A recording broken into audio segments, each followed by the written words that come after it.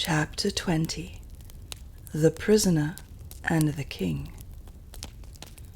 In order to a full understanding of what had occurred in the castle of Zenda, it is necessary to supplement my account of what I myself saw and did on that night by relating briefly what I afterwards learned from Fritz and Madame de Mauban. The story told by the latter explained clearly how it happened that the cry, which I had arranged as a stratagem and a sham, had come in dreadful reality before its time, and had thus, as it seemed at the moment, ruined our hopes, while in the end it had favoured them.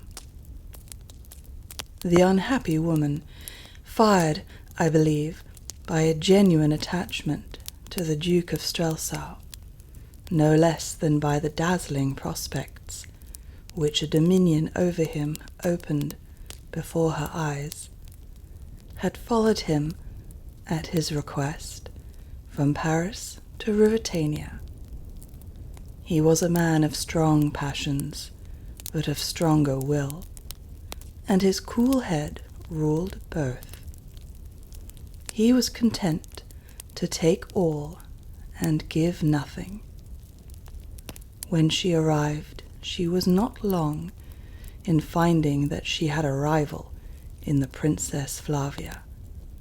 Rendered desperate, she stood at nothing which might give or keep for her power over the Duke. As I say, he took and gave not. Simultaneously, Antoinette found herself entangled in his audacious schemes, unwilling to abandon him, bound to him by the chains of shame and hope. Yet she would not be a decoy, nor at his bidding lure me to death. Hence the letters of warning she had written. Whether the lines she sent to Flavia were inspired by good or bad feeling, by jealousy or by pity, I do not know. But here also she served us well. When the Duke went to Zenda, she accompanied him, and here for the first time she learnt the full measure of his cruelty, and was touched with compassion for the unfortunate king. From this time she was with us. Yet, from what she told me, I know that she still, as women will, loved Michael, and trusted to gain his life, if not his pardon, from the king, as the reward for her assistance. His triumph she did not desire, for she loathed his crime, and loathed yet more fiercely what would be the prize of it, his marriage with his cousin, Princess Flavia. At Zenda, new forces came into play, the lust and daring of young Rupert. He was caught by her beauty, perhaps. Perhaps it was enough for him that she belonged to another man, and that she hated him. For many days there had been quarrels and ill will between him and the Duke, and the scene which I had witnessed in the Duke's room was but one of many. Rupert's proposals to me, of which she had of course been ignorant, in no way surprised her when I related them. She had herself warned Michael against Rupert, even when she was calling on me to deliver her from both of them. On this night, then, Rupert had determined to have his will. When she had gone to her room, he, having furnished himself with a key to it, had made his entrance. Her cries had brought the Duke, and there, in the dark room, While she screamed, the men had fought, and Rupert, having wounded his master with a mortal blow, had, on the servants rushing in, escaped through the window as I have described. The Duke's blood, spurting out, had stained his opponent's shirt, but Rupert, not knowing that he had dealt Michael his death, was eager to finish the encounter. How he meant to deal with the other three of the band, I know not. I dare say he did not think, for the killing of Michael was not premeditated. Antoinette, left alone with the Duke, had tried to staunch his wound, and thus was she busied till he died. And then, hearing Rupert's taunts, she had come forth to avenge him. Me she had not seen, nor did she till I darted out of my ambush and leapt after Rupert into the moat. The same moment found my friends on the scene. They had reached the chateau in due time, and waited ready by the door. But Johann, swept with the rest to the rescue of the Duke, did not open it. Nay, he took a part against Rupert, putting himself forward more bravely than any in his anxiety to avert suspicion, and he had received a wound in the embrasure of the window. Till nearly 2:30, Sapt waited. Then, following my orders, he had sent Fritz to search the banks of the moat. I was not there. Hastening back, Fritz told Sapt, and Sapt was for following orders still, and riding at full speed back to Tarlenheim, while Fritz would not hear of abandoning me, let me have ordered what I would. On this they disputed some few minutes. Then Sapt, persuaded by Fritz, detached a party under Bernenstein to gallop back to Tarlenheim and bring up the marshal, while the rest fell to on the great door of the chateau. For several minutes it resisted them. Then, just as Antoinette de Mauban fired at Rupert of Hentzau on the bridge, they broke in, 8 of them in all, and the first door they came to was the door of Michael's room, and Michael lay dead across the threshold, with a sword thrust through his breast. Sapt cried out at his death, as I had heard, and they rushed on the servants. But these, in fear, dropped their weapons, and Antoinette flung herself weeping at Sapt's feet. And all she cried was that I had been at the end of the bridge and leapt off. "What of the prisoner?" asked Sapt, but she shook her head.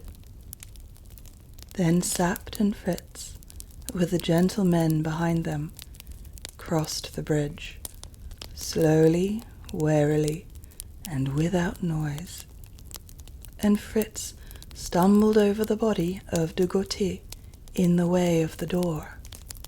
They felt him, and found him dead. Then they consulted, listening eagerly for any sound from the cells below, but there came none, and they were greatly afraid that the king's guards had killed him, and having pushed his body through the great pipe, had escaped the same way themselves. Yet, because I had been seen here, they had still some hope. Thus indeed Fritz in his friendship told me. and going back to Michael's body, pushing aside Antoinette, who prayed by it, they found a key to the door which I had locked, and opened the door. The staircase was dark, and they would not use a torch at first, lest they should be more exposed to fire. But soon Fritz cried, "The door down there is open. See, there is light." So they went on boldly, and found none to oppose them. And when they came to the outer room, and saw the Belgian, Bersonin, lying dead, they thanked God, Sapt saying, "Aye, he has been here." Then rushing into the king's cell, they found Detchard lying dead across the dead physician, and the king on his back with his chair by him. And Fritz cried, "He is dead," and Sapt drove all out of the room except Fritz, and knelt down by the king, and having learnt more of wounds and the sign of death than I, he soon knew that the king was not dead, nor, if properly attended, would die. And they covered his face, and carried him to Duke Michael's room, and laid him there. And Antoinette rose from praying by the body of the Duke, and went to bathe the king's head, and dress his wounds, till a doctor came. And Sapt, seeing I had been there, and having heard Antoinette's story, sent Fritz to search the moat, and then the forest. He dared send no one else. And Fritz found my horse, and feared the worst. Then, as I have told, he found me, guided by the shout with which I had called on Rupert to stop and face me. And I think a man has never been more glad to find his own brother alive than was Fritz to come on me, so that, in love and anxiety for me, he thought nothing of a thing so great as would have been the death of Rupert Hentzau. Yet, had Fritz killed him, I should have grudged it. The enterprise of the king's rescue being thus prosperously concluded, it lay on Colonel Sapt to secure secrecy as to the king ever having been in need of rescue. Antoinette de Mauban and Johann the keeper, who indeed was too much hurt to be wagging his tongue just now, were sworn to reveal nothing. And Fritz went forth to find, not the king, but the unnamed friend of the king, who had lain in Zenda and flashed for a moment before the dazed eyes of Duke Michael's servants on the drawbridge. The metamorphosis had happened, and the king, wounded almost to death by the attacks of the jailers who guarded his friend, had at last overcome them, and rested now, wounded but alive, in Black Michael's own room in the castle. There he had been carried, his face covered with a cloak, from the cell, and thence orders issued that if his friend were found, he should be brought directly and privately to the king, and that meanwhile messengers should ride at full speed to Tarlenheim to tell Marshal Strackens to assure the princess of the king's safety, and to come himself with all speed to greet the king. The princess was enjoined to remain at Tarlenheim, and there await her cousin's coming, or his further injunctions. Thus the king would come to his own again, having wrought brave deeds and escaped, almost by miracle, the treacherous assault of his unnatural brother. This ingenious arrangement of my long-headed old friend prospered in every way, save where it encountered a force that often defeats the most cunning schemes. I mean nothing else than the pleasure of a woman. For let her cousin and sovereign send what command he chose, or Colonel Sapt chose for him, and let Marshal Strackens insist as he would, the Princess Flavia was in no way minded to rest at Tarlenheim while her lover lay wounded at Zenda.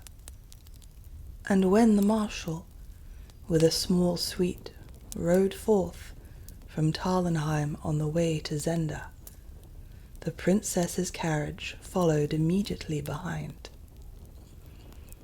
And in this order they passed through the town, where the report was already rife that the king, going the night before to remonstrate with his brother, in all friendliness, for that he held one of the king's friends in confinement in the castle, had been most traitorously set upon, that there had been a desperate conflict, that the duke was slain with several of his gentlemen, and that the king, wounded as he was, had seized and held the castle of Zenda. All of which talk made, as may be supposed, a mighty excitement, and the wires were set in motion, and the tidings came to Strelsau only just after orders had been sent thither to parade the troops and overawe the dissatisfied quarters of the town with a display of force. Thus the Princess Flavia came to Zenda, and as she drove up the hill, with the marshal riding by the wheel, and still imploring her to return in obedience to the king's orders, Fritz von Tarlenheim, with the prisoner of Zenda, came to the edge of the forest. I had revived from my swoon, and walked, resting on Fritz's arm, and looking out from the cover of the trees. I saw the princess. Suddenly understanding, from a glance at my companion's face, that we must not meet her, I sank on my knees behind a clump of bushes. But there was one whom we had forgotten, but who followed us, and was not disposed to let slip the chance of earning a smile, and maybe a crown or two. And while we lay hidden, the little farm girl came by us, and ran to the princess, curtsying and crying, "Madame, the king is here, in the bushes. May I guide you to him, madame?" "Nonsense, child," said old Strackens. "The king lies wounded in the castle." "Yes, sir, he is wounded, I know, but he's there, with Count Fritz, and not at the castle," she persisted. "Is he in two places, or are there two kings?" asked Flavia, bewildered. "And how should he be there?" "He pursued a gentleman, madame, and they fought till Count Fritz came, and the other gentleman took my father's horse from me and rode away. But the king is here with Count Fritz." "Why, madame, is there another man in Ruritania like the king?" "No, my child," said Flavia softly. I was told it afterwards. And she smiled and gave the girl money. "I will go and see this gentleman." And she rose to alight from the carriage. But at this moment Sapt came riding from the castle, and seeing the princess, made the best of a bad job, and cried to her that the king was well tended and in no danger. "In the castle?" she asked. "Where else, madame?" said he, bowing. "But this girl says he is yonder, with Count Fritz." Sapt turned his eyes on the child with an incredulous smile. "Every fine gentleman is a king to such," said he. "Why, he's as like the king as one pea to another, madame," cried the girl, a little shaken, but still obstinate. Sapt started round. The old marshal's face asked unspoken questions. Flavia's glance was no less eloquent. Suspicion spread quick. "I'll ride myself and see this man," said Sapt hastily. "Nay, I'll come myself," said the princess. "Then come alone," he whispered. And she, obedient to the strange hinting in his face, prayed the marshal and the rest to wait, and she and Sapt came on foot towards where we lay, Sapt waving to the farm girl to keep at a distance. And when I saw them coming, I sat in a sad heap on the ground and buried my face in my hands. I could not look at her. Fritz knelt by me, laying his hand on my shoulder. "Speak low, whatever you say," I heard Sapt whisper as they came up. And the next thing I heard was a low cry, half of joy, half of fear, from the princess. "Ah, it is he! Are you hurt?" And she fell on the ground by me and gently pulled my hands away. But I kept my eyes to the ground. "It is the king," she said. "Pray, Colonel Sapt, tell me, where lay the wit of the joke you played on me?" We answered none of us. We three were silent before her. Regardless of them, she threw her arms round my neck and kissed me. Then Sapt spoke in a low, hoarse whisper. "It is not the king. Don't kiss him. He's not the king." She drew back for a moment. Then, with an arm still round my neck, she asked in superb indignation, "Do I not know my love? Rudolph, my love?" "It is not the king," said old Sapt again, and a sudden sob broke from tender-hearted Fritz. It was the sob that told her no comedy was afoot. "He is the king," she cried. "It is the king's face, the king's ring, my ring. It is my love." "Your love, madame," said the old Sapt, "but not the king. The king is there in the castle. This gentleman—" "Look at me, Rudolph, look at me," she cried, taking my face between her hands. "Why do you let them torment me? Tell me what it means." Then I spoke, gazing into her eyes. "God forgive me, madame," I said. "I am not the king." I felt her hands clutch my cheeks.